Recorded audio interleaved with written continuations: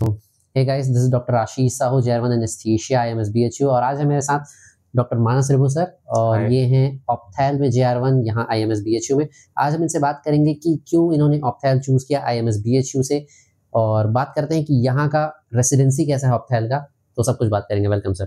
Thank you. Hi everyone. सबसे पहला question यही रहेगा कि आपका नीट पीजी के टाइम पे लास्ट ईयर कितना रैंक था? लास्ट ईयर मेरा रैंक 4097 ऑल इंडिया रैंक था in general category, UR category.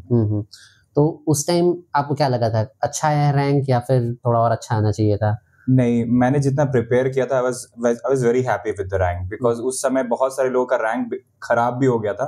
तो for 4000 rank was good enough rank for me and my family also. Okay, तो आपने उस टाइम ड्रॉप लिया था या रूरल पोस्टिंग? हाँ, मैंने 2 साल रूरल पोस्टिंग करने के बाद 1 साल का ड्रॉप भी लिया था। ओके, ठीक है सर। तो फिर नेक्स्ट क्वेश्चन ये है कि आपने ऑप्थेल क्यों चूज किया? मतलब कि पहले से सोच के रखा था कि इस टाइप की ब्रांचेस में जाना है, या फिर रैंक आने के बाद थोड़ा सा उस तरफ बना कि इस रैंक में ऑप्थेल मिल सकता है? क्या सोचा था? जब मेरा रैंक आया 4097 तो मैं सच में बहुत खुश था। बेसिकली मेरा एम ये था कि मुझे वर्क लाइफ बैलेंस चाहिए, एंड ऐसा ब्रांच चाहिए जो मैं कर सकूं। मेरे पास 2 ऑप्शन मैंने रखे थे, रेडियो एंड ऑप्थेल्मोलॉजी। मेरी रैंक पे रेडियोलॉजी मुझे अच्छी मिल नहीं रही थी, और ophthalmology was a branch which was very good because it's a secluded branch. इसमें कोई दूसरे ब्रांच का इंटरवेंशन नहीं होता है, कोई ग्रे जोन नहीं है दूसरे डिपार्टमेंट की तरह। तो I was happy with it. And इसमें यह है कि मुझे थोड़ा सर्जरी का थ्रिल चाहिए था, जो मैं पिछले बार मैंने सर्जरी उठाया था, that seat I left that time, but मुझे सर्जरी का थ्रिल चाहिए था। तो ऑप्थेल इज अ ब्रांच जिसमें medical part and surgical part दोनों है। तो I was very happy with it, and that's why I thought कि मुझे अब एक ही दिशा में जाना है, ऑप्थेल की तरफ। ओके, तो और क्या क्या आपने जब आपने प्रायोरिटी लिस्ट बनाई थी काउंसलिंग के टाइम पे, और क्या क्या लिस्ट रखा था? क्या ऑप्थेल टॉप में था या फिर और कोई ब्रांचेस थी? जैसे आप रेडियो का बोल रहे थे, तो और कोई अदर ब्रांचेस का सोचा था? नहीं, मैं बहुत फिक्स था। मुझे मेरी 2 प्रायोरिटीज थी कि मुझे वर्क लाइफ बैलेंस चाहिए, मतलब ऐसा कोर्स जिसपे मैं थोड़ा अपना टाइम भी निकाल सकूं और फ्यूचर में भी अपना टाइम निकाल सकूं, और दूसरा ये था कि मुझे थोड़ा सा सर्जरी वाला थ्रिल चाहिए था। तो मुझे ऐसा लगा कि radio, because it has very good work life balance, but for my rank it was not there, so मेरा first priority radio था, and then after that secondly only I have put is opthal। so मेरे पे 2 priorities थे बस। और ऑप्थेल जब आपने choose किया, जब आपने प्रायोरिटी लिस्ट बनाई होगी, तो किसी ने किसी से बात की होगी कि ऑप्थेल कैसा है एज इन पीजी और आगे की पूरा एज अ होल करियर, तो किसी से पूछा था? क्या एडवाइस मिली थी आपको? हाँ बिल्कुल, ऑप्थेल एक ऐसा डिपार्टमेंट है जो मुझे लगता है ना हम यूजी में अच्छे से करते हैं ना इंटर्नशिप में करते हैं। सिर्फ 15 दिन की पोस्टिंग लगती है, वो भी हम कैसे न कैसे करके निकाल देते हैं, तो एक्सपोजर हमारा बिल्कुल नहीं रहता है। दूसरा ये कि हम सर्जरी वाले पार्ट में तो बिल्कुल ही नहीं जा पाते हैं। तो मेरे क्लोज है, मेरे अंकल हैं एज ए रिलेटिव मेरे, उनसे मैंने बात की थी, और मैंने और भी बहुत सारे ऑप्थेल्मोलॉजी से मेरे यूजी कॉलेज से बात की थी। हमारे दोनों का यूजी सेम है, तो हमारे यूजी कॉलेज के मैंने कंसल्टेंट से बात की, और मैंने मेरे रिलेटिव्स हैं कुछ, उनसे मैंने बात की, तो उन्होंने बोला कि ऑप्थेल is a good branch because ये एक अलग ब्रांच है, और as everybody says कि कैटरैक्ट सबको ही होना है, जो which is a bread and butter, तो इसमें कोई दिक्कत नहीं हुआ। चाहे तुम्हारा सर्जिकल स्किल थोड़ा डिफिकल्ट हो, मतलब तुम्हारा लर्निंग कर्व ज्यादा है इस डिपार्टमेंट, इस सब्जेक्ट में, तो हो सकता है कि कभी-कभी मुझे किसी को ज्यादा टाइम लगता है सीखने, बट अल्टीमेटली सबको सीखना है। तो bread and butter is cataract, so if you want to go further then that तो आपकी मर्जी है, लेकिन आप काम चला लोगे।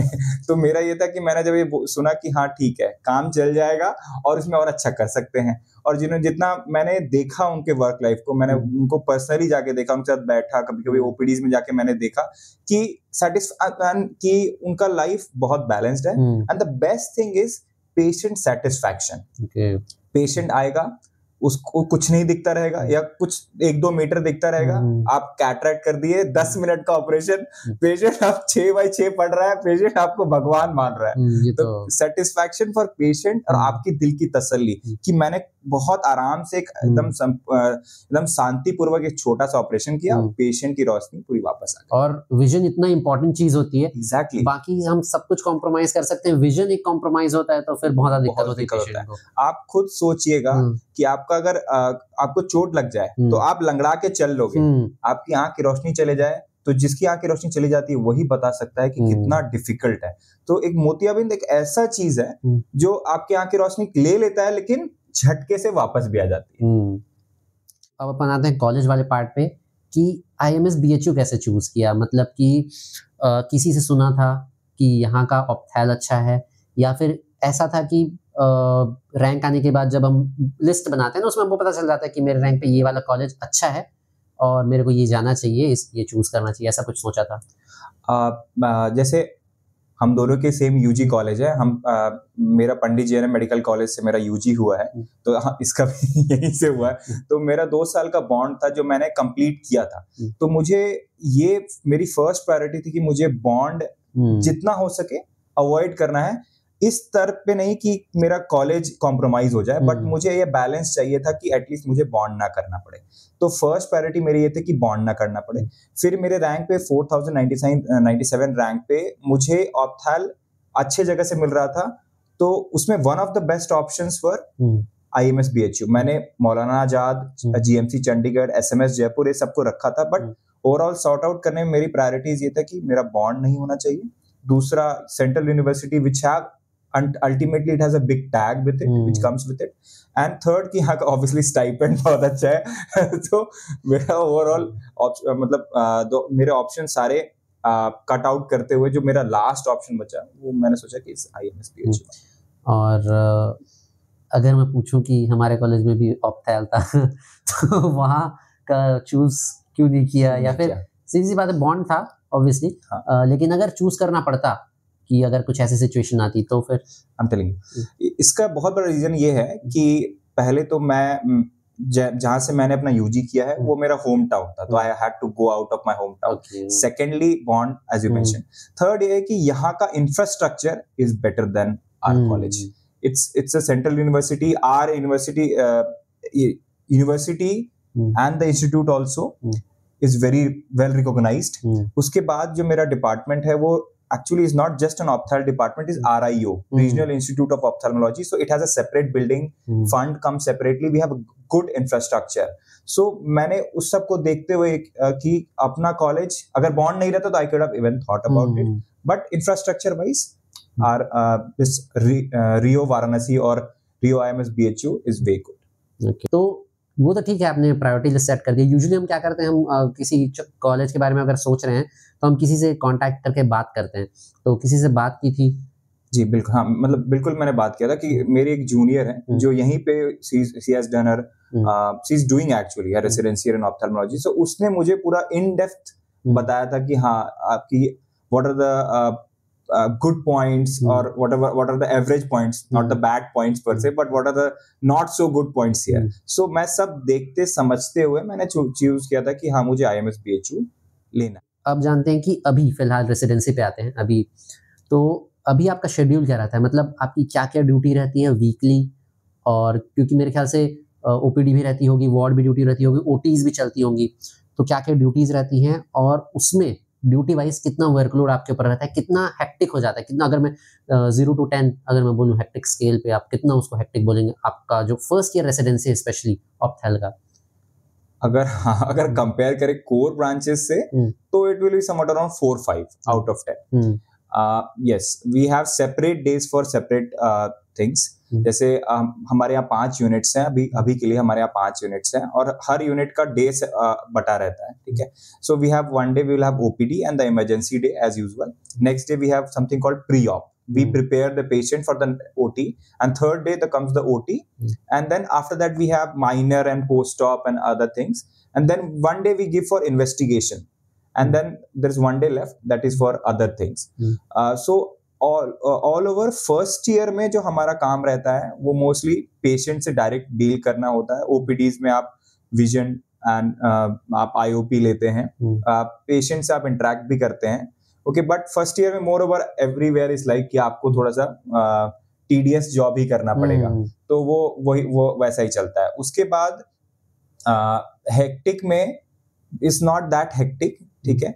आपको इमरजेंसी डेज के दिन आपको कॉल्स आते हैं everywhere, most of the places ophthal में सब ऑन कॉल रहते हैं। तो जिस दिन आपका ओपीडी है उस दिन आप ऑन कॉल रहते हैं, आप ट्रॉमा अटेंड करते हैं, इमरजेंसी अटेंड करते हैं, उसके बाद आप you can come back and you can sleep, you can have proper sleep that time also. और apart from that it's not that hectic.